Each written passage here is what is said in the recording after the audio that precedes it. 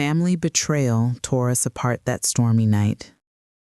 My son-in-law's rage shattered our quiet neighborhood, exposing lies that would destroy everything we thought was true. The thunder couldn't drown out Tyrone's fists, hammering against my daughter's front door. Rain soaked him to the bone, but fury kept him warm.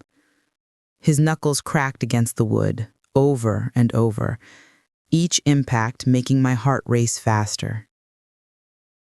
"Open this door, Denise," he roared, his voice cracking with rage. "You can't lock me out of my own house." I stood frozen on the sidewalk, rain pelting my face. The neighbors' porch lights flicked on, one by one. Curtains twitched as curious eyes peeked through windows. My daughter's home, the one she'd worked so hard for, had become a stage for public humiliation. Then I saw her. Denise emerged from the side of the house, rainwater streaming down her face, mixing with tears. But what made my blood run cold wasn't her expression. It was the crowbar gripped in her right hand. "Try breaking my door down, Tyrone," she said, her voice deadly calm. "Just try it." The man I'd once welcomed into our family turned toward her, his eyes wild with something beyond anger, something dangerous. I'd never felt more helpless as a mother than in that moment. What had happened to my sweet daughter and her charming husband? How had we arrived at this moment of terror and metal and rain? If you're watching this, drop a comment with your city. I want to know where my stories are reaching. Have you ever witnessed a relationship crumble before your eyes? Also, download your ebook titled Suspense and Thriller Stories by clicking the link in the pinned comment. My name is Lorraine Matthews. I'm 62 years old, and I've lived in Charlotte, North Carolina my whole life. I'm no stranger to hardship. I've weathered storms that would have drowned weaker souls. But nothing prepared me for the night my daughter nearly took justice into her own hands. I had Denise when I was barely 21. Her father walked out before she took her first steps, leaving me with more bills than hours in the bay to pay them. I worked as a receptionist at the hospital during the day and waited tables at night. My mother watched Denise while I hustled, trying to build something from nothing. There were nights I came home so tired I could barely lift my arms to hold my baby girl.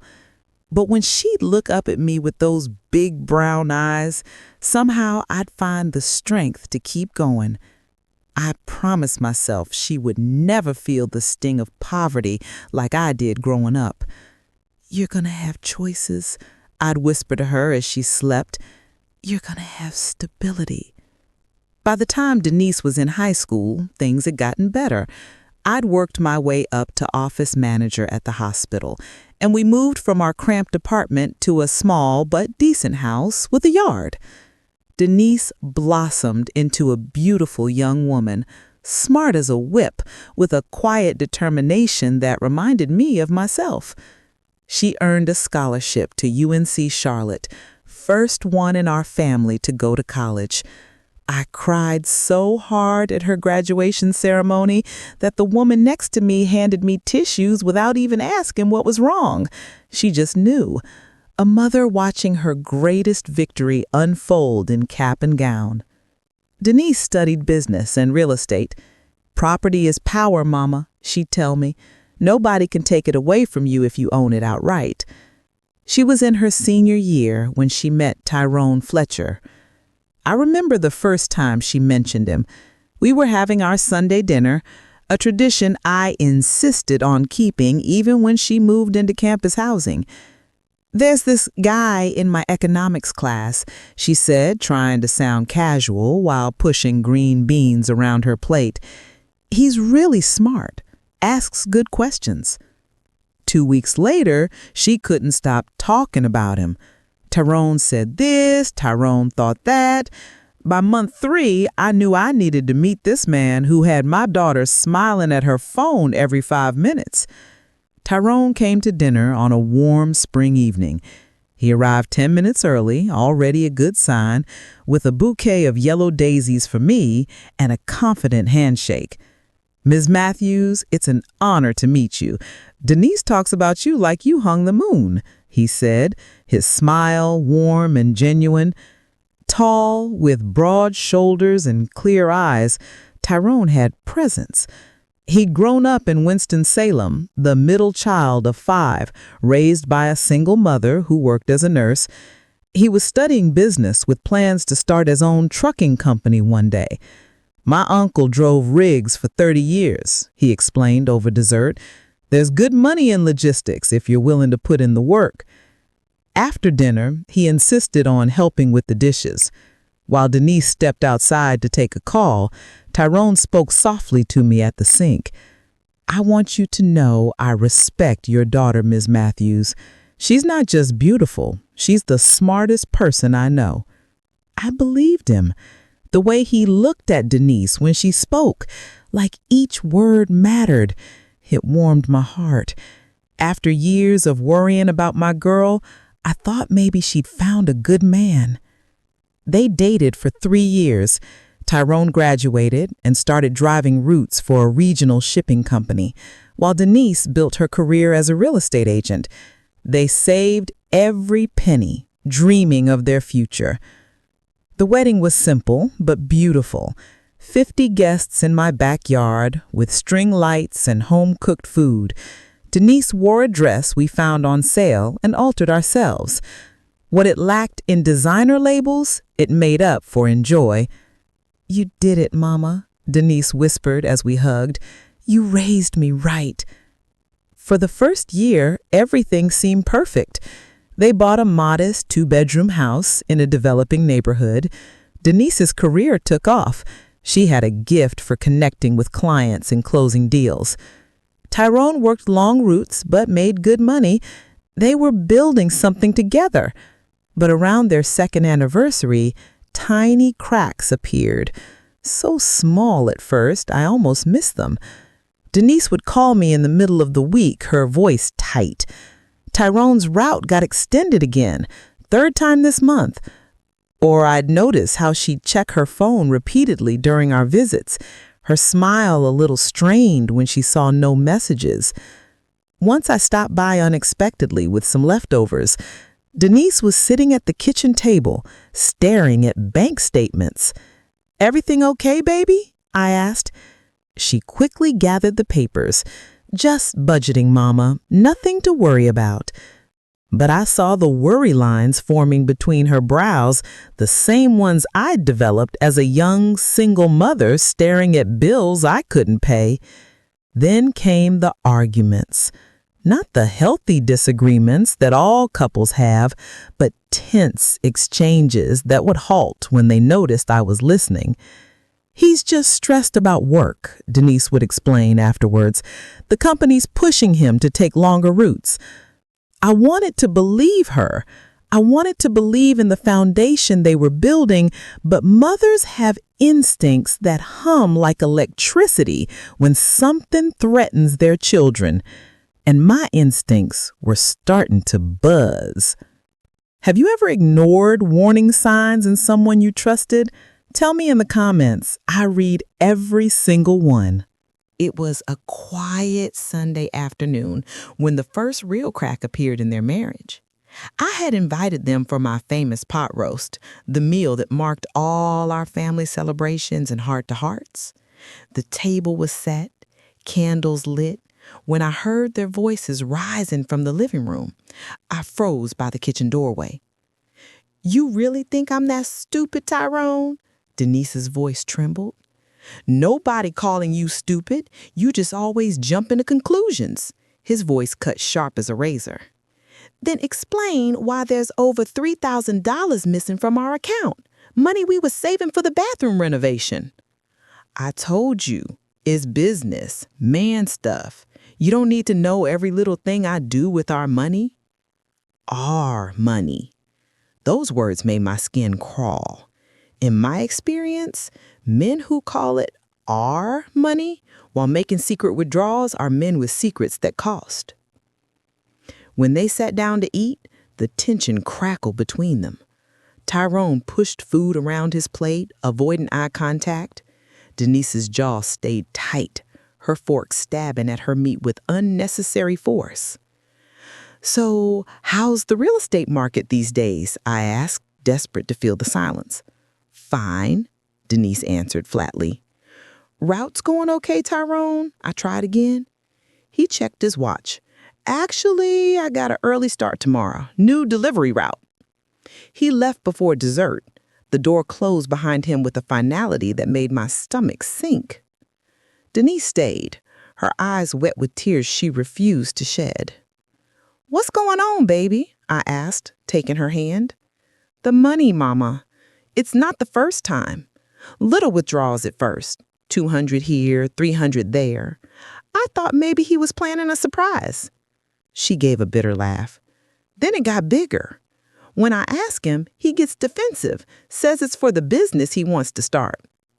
"What business?" "That's just it. He won't give me details, says I wouldn't understand the logistics. But I have a business degree. I sell commercial real estate. I understand business plans better than he does." I squeezed her hand. "Trust your gut, baby. If something feels off, it probably is." That night drove the first wedge between them, but it wouldn't be the last. Over the next few months, Tyrone's behavior transformed like a chameleon changing colors. Some days, he'd come home with extravagant gifts for Denise, designer purses, expensive perfume, even diamond earrings once. He'd sweep her into elaborate date nights, taking selfies for social media that made their marriage look picture perfect. Other days, he'd disappear. His phone would go straight to voicemail. Route delays, he'd explain later, smelling of cologne too fresh to have been applied that morning. Denise started working later hours, throwing herself into her career. I suspect it was easier than facing the empty house, the questions without answers. When they visited, Tyrone was often glued to his phone, stepping outside for calls he insisted were work-related. Denise would watch him through the window, her face a mask I couldn't read. "You know you can tell me anything," I said one evening while Tyrone was on one of his mysterious calls. "I know, Mama, but there's nothing to tell. Not yet." The light in her eyes had dimmed. My bright, ambitious daughter was fading before me, replaced by a woman who second-guessed herself, who checked her husband's location on her phone when she thought no one was looking. Then one afternoon, I witnessed something that turned my suspicions into certainty. I was at Citizens Bank depositing my Social Security check, a monthly ritual that kept me feeling independent despite Denise's offers to handle it for me. As I waited in line, 2 tellers whispered near the counter, not realizing I could hear every word. "That's the 3rd time this week," the younger one murmured. "Always cash withdrawals." "Who takes out $2,000 in cash these days?" the other replied. "And that's not his normal branch. He's from Eastover, according to his account." "What was his name again?" "Fletcher. Tyrone Fletcher." My blood froze in my veins. The room tilted slightly. "Mrs. Matthews? Mrs. Matthews, are you ready?" The teller at the window waved me forward, but my feet felt cemented to the floor. I completed my transaction in a daze, my mind racing. $2,000 in cash at a branch across town from where they lived. Why would Tyrone need to withdraw money where no one knew him? Unless he didn't want to be recognized. Unless he didn't want word getting back to Denise. I didn't tell my daughter that day. I needed more than secondhand whispers. But I started paying closer attention. I noticed how Tyrone's truck sometimes parked at odd angles in their driveway, as if he'd pulled in hastily. How he'd check his phone notifications with his body turned away from Denise. I began dropping by their house unannounced, bringing cookies or extra groceries as my excuse. Then came the afternoon that shattered any lingering doubt. I was headed to Denise's house to borrow a cake pan I'd loaned her months ago. As I turned onto their street, I spotted Tyrone's truck parked in the driveway. Odd, he should have been on a route to Tennessee, according to what Denise had told me the day before. Then I noticed a sleek black SUV idling a few houses down. Inside sat a woman, scrolling through her phone, occasionally glancing toward Denise's house. My instincts flared. I parked across the street, watching. 10 minutes passed before Tyrone emerged from the backyard gate. He walked straight to the SUV, leaned through the window, and kissed the woman full on the mouth. Not a friendly peck, not a greeting between colleagues, the kind of kiss shared between lovers. My hands shook as I fumbled for my phone. I zoomed in, capturing his face clearly as he laughed at something she said, his hand resting possessively on her shoulder. The woman was young, mid-20s at most, pretty with long braids and bright red nails that traced patterns on Tyrone's arm as they talked. She looked at him with the same adoration I'd once seen in my daughter's eyes. Sick to my stomach, I drove home without getting my cake pan. The evidence burned in my phone like a hot coal. Should I tell Denise? Would she believe me? Or would it shatter her completely? That night, she called me in tears. "Mama, Tyrone's not coming home tonight. Says his truck broke down in Knoxville." Her voice caught. "But GPS shows his phone is still in Charlotte." The truth couldn't wait any longer. "Baby, I need to show you something, and it's going to hurt." Have you ever had to be the bearer of bad news to someone you love? What did you do? Let me know in the comments. Denise sat at my kitchen table, staring at the photo on my phone for what felt like hours. Her finger traced the outline of Tyrone's face, his smile, the unfamiliar woman's hand on his chest. "Her name is Kendra," she finally said, her voice eerily calm. "I found hotel receipts last week. Thought maybe they were for business trips." "You knew?" I asked, stunned. I suspected, didn't want to believe it. But this morning I checked our accounts again. $15,000, Mama, gone. My heart dropped. $15,000? She nodded slowly. Our house down payment fund. The money I've been saving for 3 years. A bitter smile twisted her lips. And get this, he had the nerve to forge my signature on documents, to open a business account, a truck fleet business. But the money's not going to trucks. How do you know? I called in a favor with Miguel at the bank. The business account shows regular transfers to a personal account under the name Kendra Washington. She took a deep breath. He's been funding their relationship with our future. The betrayal was worse than I'd imagined. Not just infidelity, financial sabotage of everything my daughter had worked for. "What are you going to do?" I asked. Denise stood up, shoulders squared. "First, I'm changing the locks, today." She grabbed her purse. "Then I'm meeting with a lawyer." I watched her drive away, proud of her strength, but terrified of what might come next. Tyrone wasn't the type of man who would accept losing control quietly. That afternoon, Denise called a locksmith. By evening, new deadbolts secured every door of the house she and Tyrone had once called home. She forwarded all his calls, kept the blinds drawn, and waited. Tyrone returned 2 days later to find himself locked out of his own house. The voicemails he left on Denise's phone escalated from confusion to rage to desperate pleading. She listened to each one in silence, taking notes, documenting the pattern of manipulation. "He thinks I'll cave. He doesn't realize I'm already gone," she told me over coffee. A week passed in tense silence. Denise met with a lawyer, filed preliminary divorce papers, and froze what remained of their joint accounts. Tyrone stayed with a friend, we both knew which friend, and continued leaving messages that swung between apologies and accusations. Then came the night of the storm. Rain had been falling since dawn, the kind of relentless downpour that turns streets into rivers and drowns out all other sound. Lightning cracked the sky open every few minutes, thunder rolling through my bones as I tried to focus on the TV. At 9:17 p.m., my phone lit up with Denise's call. "Mama," she whispered, terror sharpening each syllable. He's here, outside the house. He's screaming, pounding on the door." "Call the police," I said, already grabbing my keys. "I did. They said 10 minutes, but, Mama, I don't think the door will hold that long. He sounds crazy." "I'm coming. Lock yourself in the bathroom. Don't engage."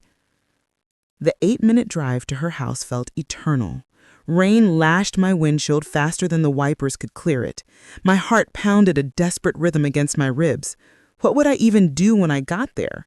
Tyrone was younger, stronger, consumed by rage. But he was threatening my child. Nothing else mattered. I screeched to a stop across the street, the scene before me like something from a nightmare. Tyrone stood on the porch, drenched to the skin, his fist connecting to the front door again and again. Even through the storm, I could hear him shouting, "Open this door, Denise! You can't shut me out! This is my house, too!" Neighbors' porch lights cut through the darkness. A few brave souls peered from windows, phones in hand. Someone was recording. Public humiliation heaped onto private betrayal. I stepped from my car, rain instantly plastering my clothes to my body. "Tyrone!" I called out. "Stop this right now." He whirled toward me, eyes wild with something beyond anger. Recognition flickered across his face, followed by deeper rage. "Stay out of this, Miss Lorraine. This is between me and my wife." "Your wife called the police," I said, trying to keep my voice steady. "They're on their way. You need to leave." He laughed, a harsh, broken sound. "Police? For what? I'm trying to enter my house." He turned back to the door, raising his foot to kick it when movement from the side of the house caught my eye. Denise emerged from the shadows, rain streaming down her face. In her right hand, she gripped a rusty crowbar. "Try to break my door down, Tyrone. I dare you." Tyrone froze, his expression shifting from rage to disbelief. "What you gonna do with that, Denise? Hit me? Your husband?" He took a step toward her. She raised the crowbar. "Stay back. I mean it." The air between them crackled with something dangerous. I started moving toward my daughter, terrified of what might happen next, when headlights swept across the yard. A black SUV pulled into the driveway, engine still running as a woman jumped out into the rain. "Tyrone, what are you doing?" she shouted, her voice rising over the storm. The woman from the photo, Kendra. Denise's eyes widened as recognition hit. "Who is she, Tyrone?" Kendra stopped short, staring at Denise, then at the crowbar in her hand. "Who am I?" she repeated. "I'm his fiancée. Who are you?" The world seemed to stop spinning for a moment. Even the rain felt suspended between us all. "Fiancée?" Denise whispered, then louder. "Fiancée? We're still married." Tyrone stood trapped between them, his face draining of color. "Kendra, get back in the car," he muttered. "This isn't—" "You told me you were divorced," Kendra screamed, advancing on him. "You said she kicked you out months ago. You said this was your investment property." Denise turned to Kendra, the crowbar lowering slightly. "Investment property? This is our house, the one we bought together 3 years ago. The one he's been draining money from to—" Understanding dawned on her face. "To spend on you." Kendra's expression shifted from anger to confusion. "What are you talking about? Tyrone owns a fleet of trucks. He's a business owner." A bitter laugh escaped Denise. "With my money. $15,000 he stole from our joint account. Money we saved for our future." Lightning illuminated the shock on Kendra's face, followed immediately by fury. She lunged at Tyrone, shoving him hard in the chest. "You lied to me. All those gifts, those trips, that was stolen money?" "Baby, I can explain." Tyrone started, reaching for her. "Don't touch me," Kendra screamed, backing toward her SUV. Neighbors had gathered on their porches now, some holding umbrellas, others recording with their phones. In the distance, police sirens wailed. Tyrone looked frantically between the two women, his carefully constructed double life collapsing around him in the pouring rain. "Denise, please," he begged, turning toward my daughter. "Let me in. We can talk about this." Denise shook her head, water flying from her braids. "There's nothing to talk about. It's over." The sirens grew louder. Kendra slammed her car door, engine revving as she prepared to flee the scene. Tyrone made one last desperate move toward the house, and Denise raised the crowbar again, her body tensed for whatever might come. But before anyone could act, blue lights flooded the street. 2 police cruisers pulled up, officers emerging with hands on their holsters. "Police! Everyone stay where you are!" Have you ever witnessed a moment when someone's entire world fell apart? Tell me about it in the comments below. The officers approached cautiously, taking in the scene. My daughter with a crowbar, her husband soaked and raging, a woman in an SUV attempting to back out of the driveway, and me, an elderly mother caught in the middle of a storm, both literal and emotional. "Ma'am, put down the weapon," one officer called to Denise. She placed the crowbar on the porch steps, her movements slow and deliberate. "This is my house," she said clearly. "I have the deed in my name. He doesn't live here anymore." The second officer approached Tyrone, who had shifted into a performance of confused innocence. "Officer, that's my wife. I just wanted to talk to her, and she pulled a weapon on me." "He's been pounding on my door for 30 minutes, Denise countered. "I have it on security camera. I called the police twice." Kendra had rolled down her window, rain spattering her makeup-streaked face. "He told me they were divorced. He said this was his investment property." The officers exchanged glances that said they'd seen domestic disputes before, but perhaps none quite like this 3-way explosion of deceit. They separated everyone for questioning. I stood with Denise under the porch overhang, my arm around her shoulders as she trembled, not from fear anymore, but from the adrenaline crash following her stand. "I want to press charges," she told the female officer who took her statement. "Breaking and entering, harassment, intimidation, and I want a restraining order." The officer nodded, jotting notes. "We can process that tonight. Do you have somewhere safe to stay?" "She's coming home with me," I said firmly. Across the yard, Tyrone gesticulated wildly to the male officer, his story changing with each question. First, it was all a misunderstanding. Then Denise was overreacting. Then it was Kendra who misinterpreted their relationship. When they ran his license, everything changed. "Sir, you have an outstanding warrant for financial fraud in Mecklenburg County," the officer said, his posture stiffening. "That's a mistake. Nevertheless, we need to bring you in." He pulled out handcuffs. "Put your hands behind your back." The neighbors watched from their porches as Tyrone Fletcher, charming son-in-law, secret philanderer, thief of dreams, was led to the police cruiser in handcuffs, rain washing away the last vestiges of his double life. Kendra sped away before they could question her further.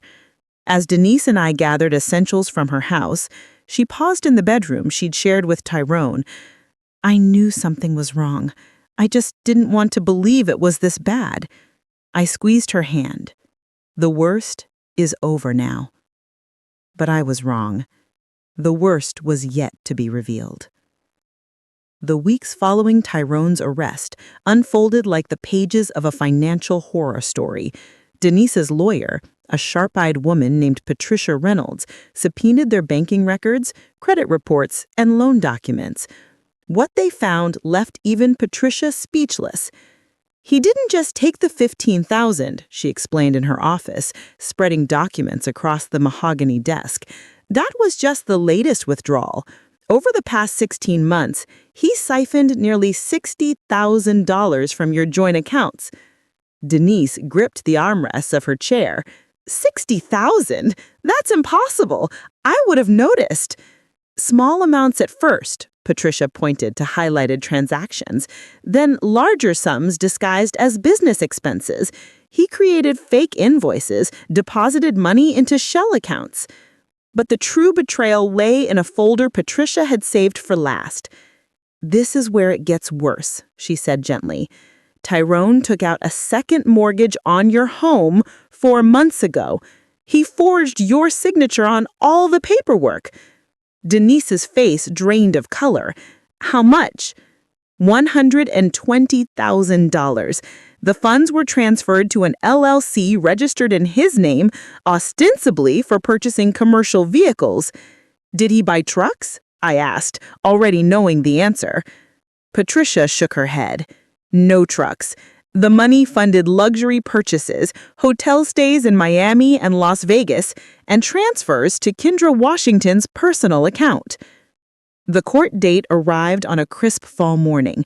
Denise wore a simple navy dress, her hair pulled back, her expression resolute. Tyrone, in an orange jumpsuit, couldn't meet her eyes across the courtroom. When the judge reviewed the evidence, his disgust was barely concealed.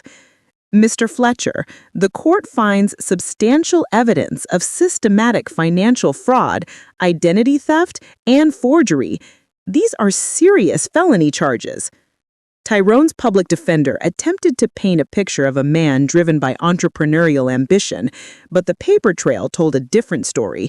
Jewelry purchases, luxury car rentals, weekends at 5-star resorts, all funded by my daughter's hard work. The final blow came from an unexpected witness. Kendra Washington herself, subpoenaed to testify, revealed that Tyrone had proposed to her with a $15,000 diamond ring, purchased the very day after he withdrew the last of Denise's house fund. The judge's sentence was swift and severe. 5 years for fraud and forgery, restitution payments, and a permanent mark on his record that would follow him for life. As we left the courthouse, Denise stood taller than she had in months. "It's over," she whispered. "Finally, over." But ending a chapter isn't the same as beginning a new one. Denise faced a mountain of challenges: a house with a fraudulent second mortgage, credit damaged by Tyrone's actions, and the emotional aftermath of such profound betrayal. For 2 weeks, she stayed in my spare bedroom, some days barely leaving the bed. I'd bring her tea, sit beside her, remind her to eat. I recognized the heavy shroud of depression settling over her. I'd worn it myself after her father left. "I should have seen it coming," she'd say, staring at the ceiling. "I'm a real estate agent. I check documents for a living. How did I miss the signs in my own marriage?" Because you loved him. Love makes us trust when we shouldn't. The turning point came unexpectedly. Denise was sorting through a box of papers from their house when she found their wedding album. She sat cross-legged on the floor, turning pages slowly, examining each photo of the smiling couple they once were. Then, without warning, she closed the album and placed it in the trash can. "I'm selling the house," she announced. "Fresh start." Over the next months, Denise attacked her problems with the same determination that had gotten her through college. She worked with a financial advisor to dispute the fraudulent mortgage, negotiate with the bank, and salvage what she could. She listed the house herself, hosting open houses on weekends, leveraging her real estate expertise to maximize its value, despite the complicated title situation. Each showdown with a bank manager or loan officer made her stronger, more confident. "They're not taking my future too," she'd say before each meeting. By spring, she'd sold the house for enough to pay off the legitimate mortgage. The courts ordered the second mortgage lender to seek restitution from Tyrone, not Denise, as she had proven she never consented to it. She found a small one-bedroom apartment downtown, close to her office. I helped her decorate it. No remnants of her life with Tyrone, just clean lines, bright colors, and photographs of people who truly loved her. At the housewarming party, surrounded by friends who had stood by her through the ordeal, Denise raised a glass. "To new beginnings," she toasted, "and to my mother, who taught me that strength isn't about never falling, it's about rising every time you fall." The tears in my eyes weren't from sadness, but fierce pride. While Denise rebuilt her life brick by brick, Tyrone's crumbled beyond recognition. His employer fired him immediately after the arrest. His truck driving license was suspended pending the fraud investigation. The business LLC he'd created was dissolved, its meager assets seized to pay restitution. Kendra not only testified against him, but filed her own civil suit for fraud and emotional distress. The expensive gifts he lavished on her, all purchased with stolen money, were liquidated to pay his mounting legal debts. His family distanced themselves after learning the extent of his deception. His mother, a proud woman who'd raised 5 children on a nurse's salary, couldn't reconcile the son she'd raised with the man who stole from his wife and lied to his girlfriend. 6 months into his sentence, Tyrone wrote Denise a letter. I was with her when it arrived, watching her hands tremble as she recognized his handwriting. Should I read it? That's your choice, baby, not mine. She opened it slowly, her eyes scanning the page. His words spoke of remorse, of lessons learned too late, of a man who'd lost everything chasing something that didn't matter. When she finished reading, she folded it carefully and placed it in the drawer. "He wants forgiveness," she said quietly. "Do you forgive him?" She considered this for a long moment. Forgiveness isn't about him anymore. It's about me not carrying his mistakes into my future. She closed the drawer. So, yes, I forgive him. But I'll never forget what he taught me about trust. Reports from mutual friends painted a bleak picture of Tyrone's life behind bars. The charm that had once opened doors now earned him nothing but contempt. The confidence that had won my daughter's heart had curdled into desperate manipulation that fooled no one. By the time he'd finished his sentence, all that remained of his former life would be debt and damaged relationships, consequences of choices made by a man who valued appearance over substance, immediate gratification over lasting love. If you've ever had to rebuild after betrayal, drop a heart in the comments. You're not alone, and your story matters. 2 years after the night of the storm, Denise and I sat in my kitchen, sharing coffee and blueberry muffins on a peaceful Sunday morning. She looked radiant. Her business was thriving, she'd paid off all her debts, and a quiet confidence had replaced the shadows in her eyes. "You know what I realized recently, Mama?" she said, stirring her coffee thoughtfully. "I spent so long blaming myself for not seeing the truth about Tyrone. But I didn't fail because I trusted him. He failed because he wasn't worthy of that trust." I reached across the table for her hand. "That's wisdom, baby." "I learned it from you," she smiled. "You taught me that strength doesn't come from never getting knocked down. It comes from how you get back up." The sun streamed through my kitchen window, warming our hands where they joined across the table. Mother and daughter, survivors both. "When I was struggling, you told me something I'll never forget. You said, 'Trust your gut, baby. If something feels wrong, it probably is.' I should have listened sooner." "You listened when it mattered most," I reminded her, "the night you changed those locks." We both knew the moral of our story wasn't about romantic betrayal alone. It was about the warning signs we ignore when love blinds us, the red flags that wave while we look the other way, the voice inside that whispers, "Something's wrong," while we desperately wish it weren't true. But more importantly, it was about discovering that our lowest moments don't define us. They reveal us. They show us what we're made of when everything else is stripped away. Denise found her strength holding a crowbar in the pouring rain.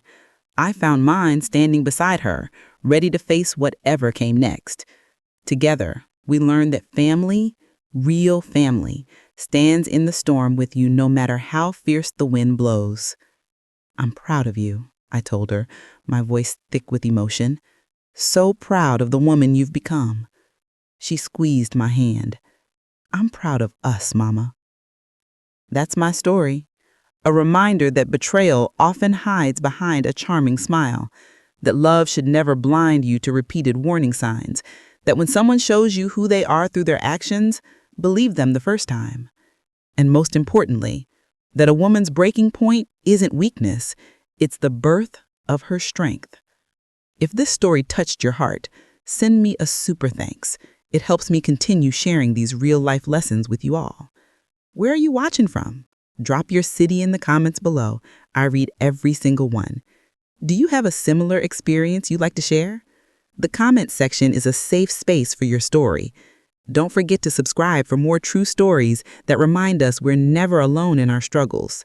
See you in the next life story with love and respect. Lastly, download your ebook titled Suspense and Thriller Stories by clicking the link in the pinned comment.